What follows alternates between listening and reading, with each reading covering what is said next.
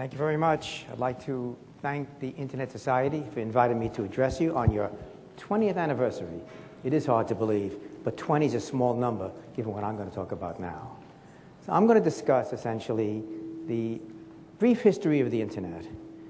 Now that's a topic that's challenging at best and difficult in the easiest case. So let's talk about the brief history of the Internet. What is the Internet? An innocent enough question. My ophthalmologist, Larry Godwood, had his father ask him that question, what is the Internet?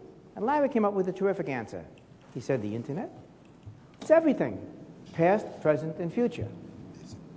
Well, his father, being a bit of a wise guy, said, look, son, I was in the Canadian Navy in World War II, and I was commander of a landing assault craft, number LCA 1375.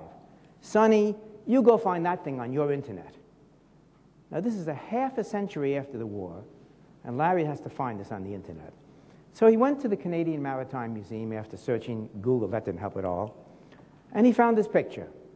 And this picture shows a ship that carried his father's assault craft just coming around the Straits of Gibraltar to engage in what was called Dragoon, basically an invasion of southern Europe during World War II. Trouble is, these folks hit a landmine, a sea mine, blew a hole in the hull of the boat. They plugged it with a lifeboat and basically limbered off to the Greek town of Pylos to get repaired. They spent 2 weeks getting it repaired, and these fighting men were getting impatient. So they hopped in their landing assault craft, and they visited Piraeus, the port of Athens. Now, you have to understand, the German army was there expecting this invasion, and these landing craft assault come over the horizon. The Germans panicked, blew up the factories, and evacuated. Lucky for these guys, because they had no armament. They were basically undefended. So they came in, and the population said, you have liberated us. And they started socializing with the sailors on the ship. And guess what? There's his father's landing craft. And guess what? There's his father. That's the Internet. It's all there. Ask the right questions, search around, and you can find it. So, let's go further now. 1969, a very critical year in the history we're going to talk about. What happened in 1969? Well, for one thing, we put a man on the moon. Second thing is, the Woodstock Festival took place in New York, up in New York State. A bunch of crazy people running around doing different kinds of things. An event with probability 0 occurred. The Mets won the World Series in baseball. Charles Manson went on a murderous killing spree in Los Angeles. Oh, and by the way, the Internet was born. Well, nobody noticed. Even those of us who were putting it together didn't notice in some sense. But in fact, if you look at the impact, it had a greater impact probably than all of those events together. So, as we talk about some of the technology, you have to understand the key to the success of the Internet was not so much in the technology that was being developed, but it was in the environment. For example, it was an era, a golden era, where creativity and ideas were flowing all over the place. It's an era not to be repeated, unfortunately. It was based on the openness that this society has as their fundamental principles. Ethics, open, shared, free, trusted. Well, it was magnified by the players. The ARPA program managers, basically, they looked at long-range funding, high risk, high payoff, large funding supplies, program managers that were brilliant and had a limited term, so they had no agendas that they would bring into the party which could affect long term. And in fact, they didn't interfere with the studies. The principal investigators who were responsible for the research took a very relaxed attitude. They allowed their researchers to do what they needed to do. They didn't dominate them. They allowed the graduate students to blossom and show their creativity. And thankfully, the graduate students did their thing, and they organized themselves into working groups, into cross-university efforts. And the underlying technology itself had the same flavor, a distributed control technology. Nobody was in charge. It was all, bring what you can, think about it well, and we'll put it together. Because we trust each other, we're going to share, it's all going to work together. So that environment was a key issue in bringing about the successful internet we have today. That was the magic. That was the magic that's not often talked about, but is back there in the history that we're celebrating today. So let's talk about the future, and then we'll go back to the detailed history. Everybody knows about the internet, obviously, more than the 2 billion who use it. Shucks, my 9-year-old granddaughter knows about it. My 99-year-old mother knew about it. It's penetrating every aspect of our lives, be it commercial, be it educational, be it entertainment. And if you go further now, you begin to see that the internet, in my mind, is only reached its teenage years. And that gives you a kind of condition to see why it's behaving the way it does, because it's behaving very badly. Okay? It's mischievous, it's erratic, it's unruly, and it's disobedient. Now, hopefully it'll grow up, it'll get past this stage, but it's not unusual to see this kind of behavior as the technology begins to feel its strength, mature, find its way in life, and set its principles. So I'm optimistic about that. So let's look at this brief history. I'm going to read to you a prediction and wonder if anybody in the room knows who made this prediction. I'll read it to you. It will be possible for a businessman in New York to dictate instructions and have them instantly appear in type at his office in London or elsewhere. He'll be able to call up from his desk and talk to any telephone subscriber on the globe.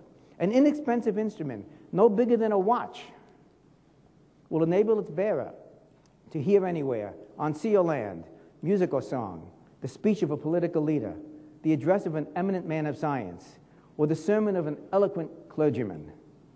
Delivered in some other place, however distant, in the same manner any picture, character, drawing, or print can be transferred from one to the other place.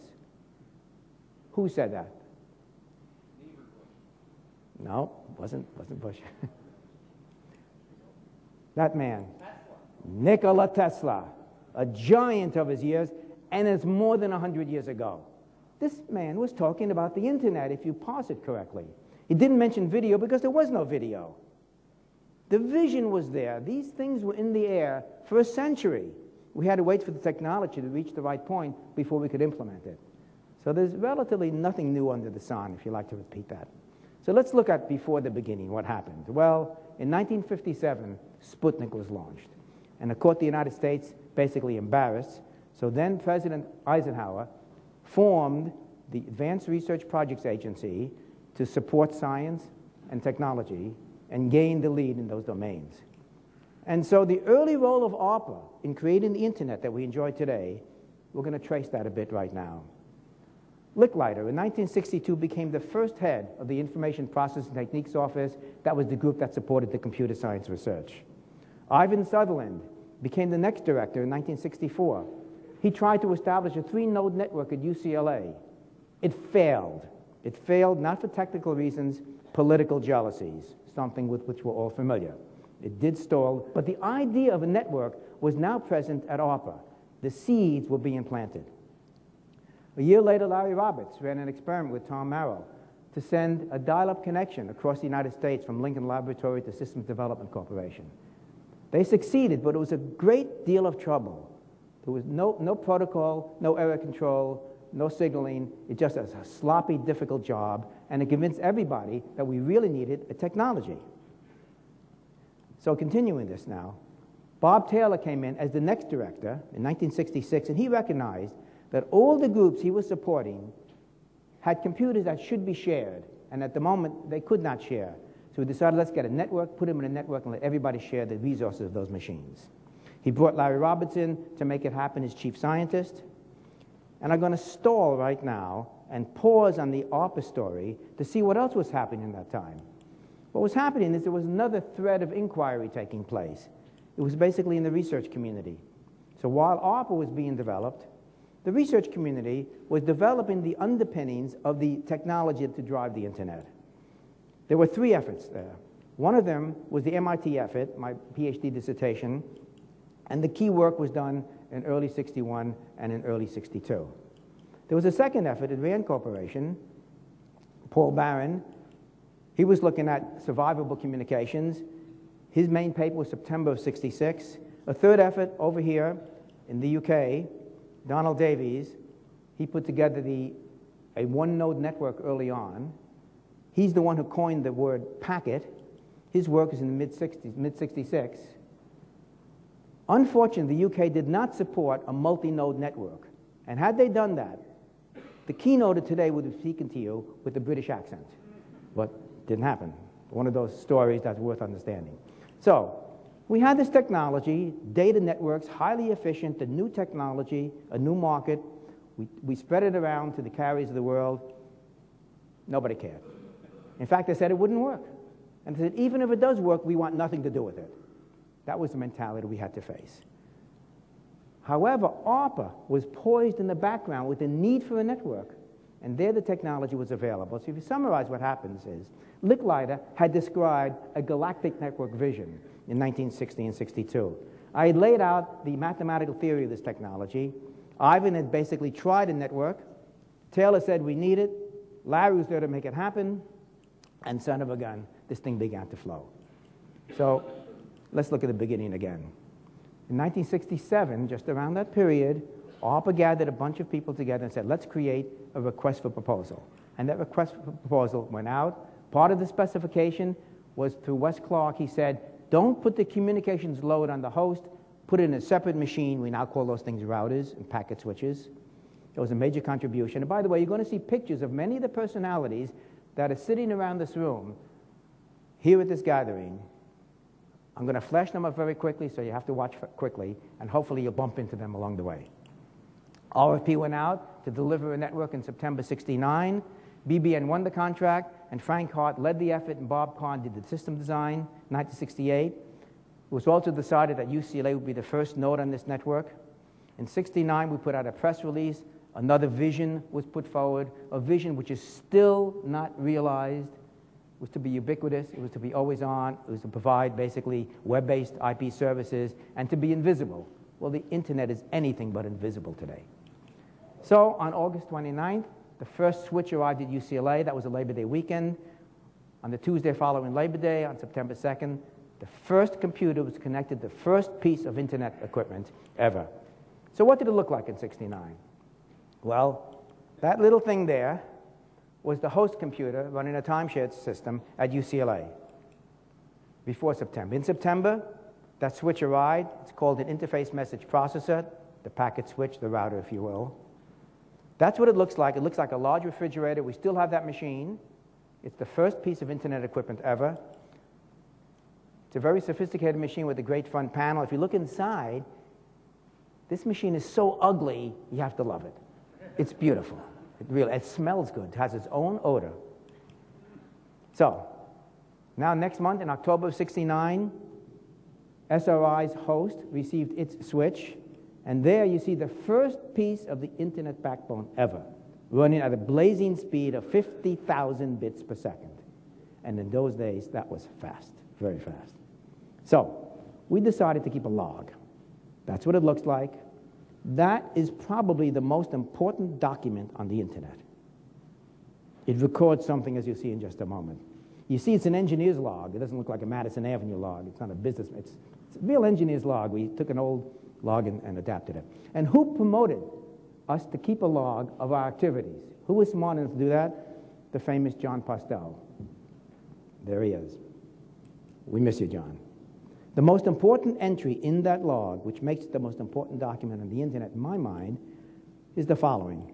On October 29, 1969, at 10:30 at night, there's an entry there which says we talk to SRI host to host. Essentially, that is a record of the first message ever on the internet. It connected UCLA through its switch, through the high-speed line, to the switch at SRI, to the host at SRI. So the question is, what was that first message?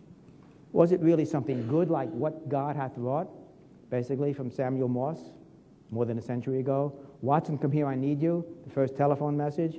Or more recently, one giant leap for mankind, Neil Armstrong, so when he stepped on the moon. Those guys were smart. They understood public media. They understood how to get the message out and get known. Every one of us knows those messages. Century and a half later, we had no clue. All we wanted to do was to log in. from our machine to theirs. And to log in, you have to type LOG, and the IN, the remote machine will type because it's smart enough to know what you're doing. So we got it already. Here's the setup again. We had essentially Charlie Klein down at my machine typing in, and Bill Duval up at the SOI machine, and we had a telephone connection just in case. So we started, we had to type LOG.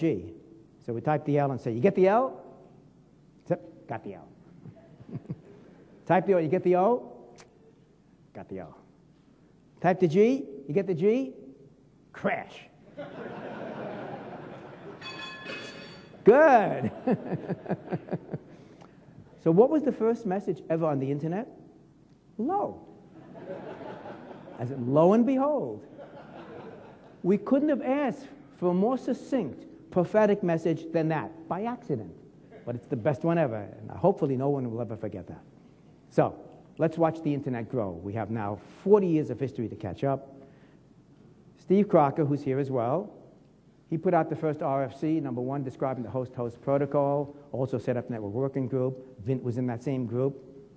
So was John Postel and a few others, Charlie Klein. A year later, that team produced the Network Control Program, which was the first host-host protocol. That same year, Norm Abramson developed the first packet radio network, AlohaNet. Ray Tomlinson comes out 2 years later with email on the internet. It was well known in time-sharing systems, made a big splash on the internet. First public demonstration that same year of the Arpanet. We deployed a satellite network connection across the ocean, first international connection in '73. Bob and Vint developed and published the concept of TCP in '73. Metcalf develops Ethernet the same year. Basically, the management of the Arpanet was now transferred to the Defense Communications Agency, whereas we at UCLA have been measuring the heck out of it and stressing it and testing it. DCI, I don't think, ever made another measurement. Nobody knows how the internet works today.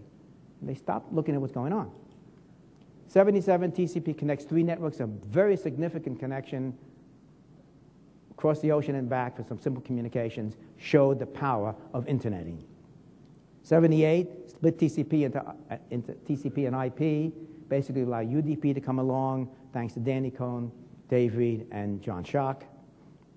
CSNet was conceived to allow any university to connect in, Larry Landweber, Dave Farber, Tony Hearns, and Peter Denning.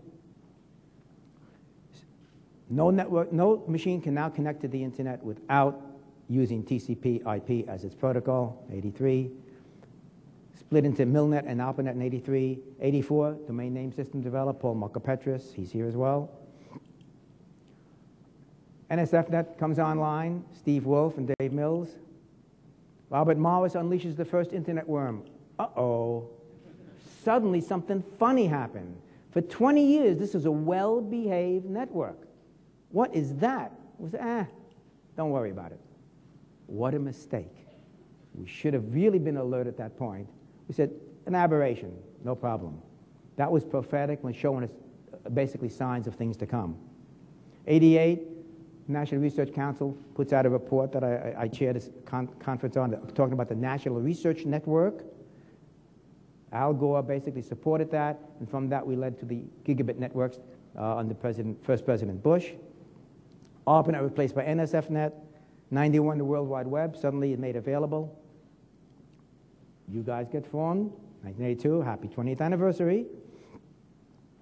1 million hosts on the internet. 1992, Mosaic browser released. 1993, Andreessen and Eric Brin. Cantor and Siegel introduced spam in 1994. Uh-oh.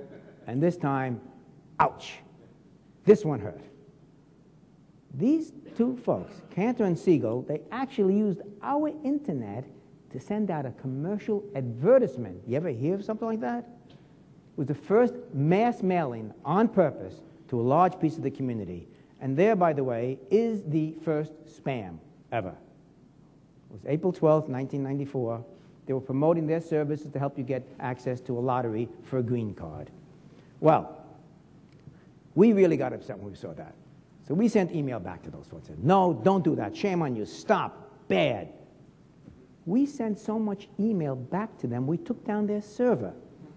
And so an unintended consequence of the first spam was the creation of the first denial of service attack. Such is life. But Now it was out of the bag. From then on till now and into the future, we have these kinds of things causing problems. So what are the enablers of the internet, if you think about it? It allows anyone to reach hundreds of millions, billions of people. How? Easily, quickly, no basic cost, and anonymously. What better formula for the dark side of the internet? And so the enablers that made the network so popular, so successful in its first 20 years, now in the 25th year, was creating essentially the dark side. And the dark side, I don't have to elaborate on all the lovely bits of it, but it's causing consternation all over the world. So here's an example of a dark side. Suppose you saw a message like that. Now look at the choices you get. I can thank Bill Cheswick for that one. Beautiful example of the kinds of things we have to face every day. So continuing the growth of the internet, 95, Netscape comes out, starts the dot-com boom, new model, eyeballs matter, cash does not. Bill Gates launches Windows 95 and says, there's something called the internet out there. And he steers that battleship around and points it directly at the internet, and he targets Netscape. Of course, Netscape didn't survive very long after that. Deregulation of the data networks in 96. More email than postal mail in the United States, same year. Wi-Fi standard comes out in 1997. Barry Liner puts out a paper with a number of the early pioneers as joint authors, some of them in this room again. Classic paper. Blogs begin to appear in 98. Napster rolls out, Sean Fanning and Sean Parker, 1999. Dot-com bubble begins to burst. Now things begin to unravel a bit in 2000. English is no longer the major language of the internet. 2001, Wikipedia is launched. We're going to hear all about that from Jimmy in just a moment, Jimmy Wales. 500 million users in 2001. MySpace launched. Facebook launched. Mark Zuckerberg, 2004. Google is now the darling of the internet. What could be better? More benign, do no evil. Wonderful system. Grokster closes down, 2005, due to a Supreme Court decision. YouTube launched not too long ago. ATT disappears. ATT reappears. SBC took over the names. You can't keep these things down. Google Maps and Google Earth appear. MySpace exceeds Google page views. Bit of a shock to Google. Next year, is Google evil? Those questions are being asked back and forth. Now we have a battleground, basically, of the giants in the industry. YouTube is purchased by Google for almost $2 billion. ATT is now the largest U.S. carrier again. By the way, ATT went down because they had some of the best scientists in the world and some of the worst managers, and they died of stupidity. But that's another story. 2007, Apple launches the iPhone.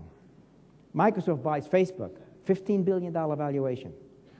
Google announces Android, their smartphone.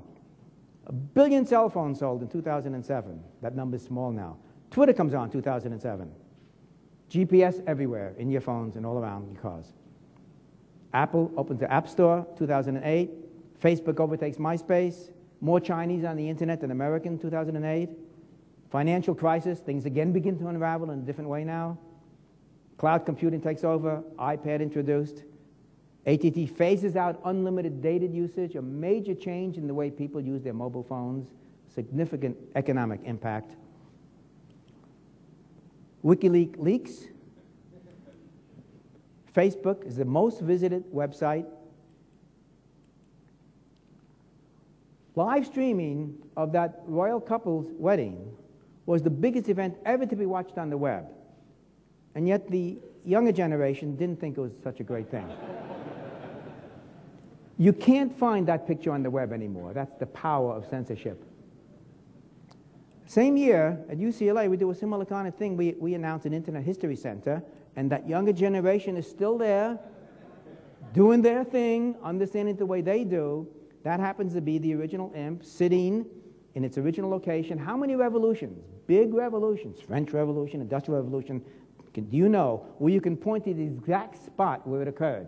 We got the exact 4 square feet where that switch started the internet. So that's worth our looking at.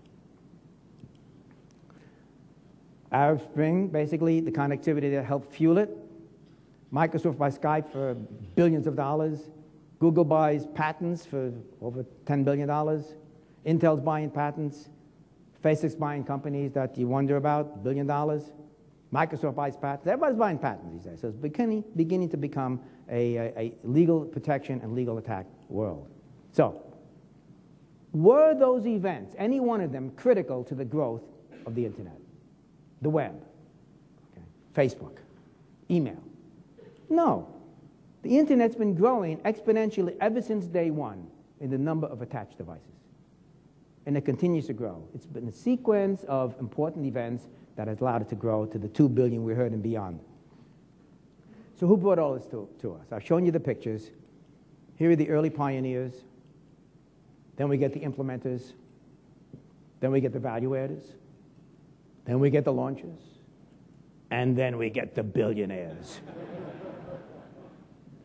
Time goes down the page.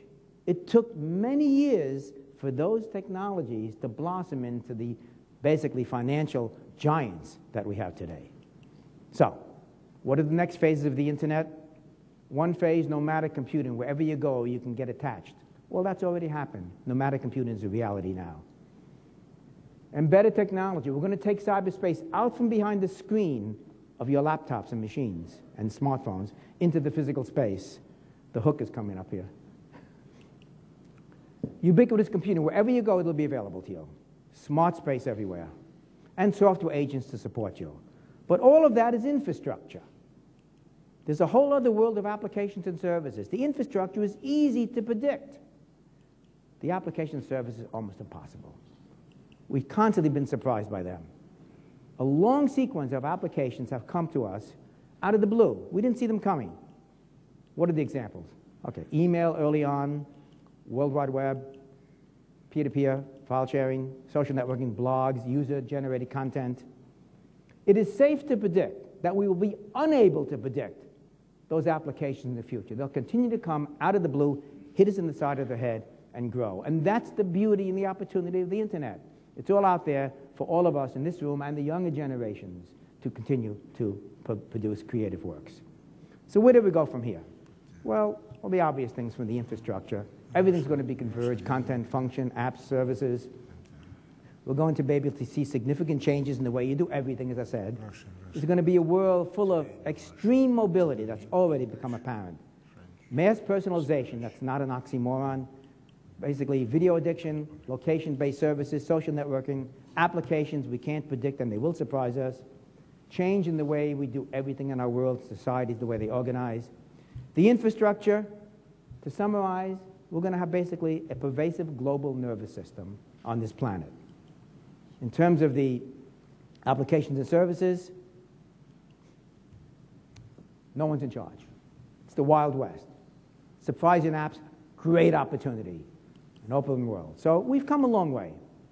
We've come a long way as we've progressed.